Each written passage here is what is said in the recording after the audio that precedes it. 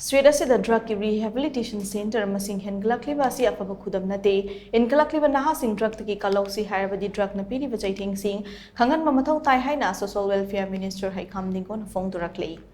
International Day Against Drug Abuse and Illicit Trafficking Mari Lane na Social Welfare Department senduna Palace Compound leba MSFTS the pangthokiba thoram amtawa famasi phongdokladuna mahakna hai imung amada drugs chenaba mi ama yarakpa matamda imung aduna thengnariba awabasing adu imung adu khaktana khangani matam amadadi drugs chenaba asi inakaira khunba macha masu sing khaktana sijenarami adu madu hojikti oidre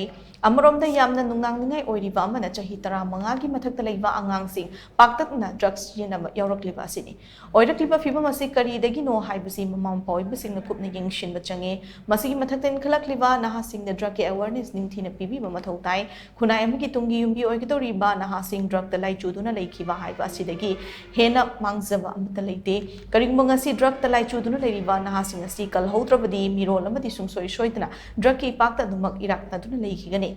aikoina hojik mayoknariba drug ki problem asi tarai na lauroisi hiramasiga mari leina social welfare department aso NGO singa kusham naraga tongan bathabak thorom kaya paikhali pomnamang asi miyam gi mateng yautra mai pak pangamloi maramaduna lenga ka changsilakliba war on drugs ki campaign asi isa gi thodang makni khalaga puna sarup yamina duna Manipur asi drug free state amo ihalasi haina mahakna makhatana phongdoki Ngasigi Thormadu the Social Welfare Department ki Director Ngangum Utamama District Level Coordinating Agency ki Director Dr. A. Jayant Kumar Padmasri Su Saruyaki. Nesargi lan hai target ngasi akoina matslai thorko matamda madugi lan no nesarga ko somnari ne pasa adi akogi kaino siga mi sinjiga human being do maduda somnari ko lan do akoina thingba ngambra ba nesargi lan ji adi ising chok thorko matamda ising chok do akoina nathok ngambra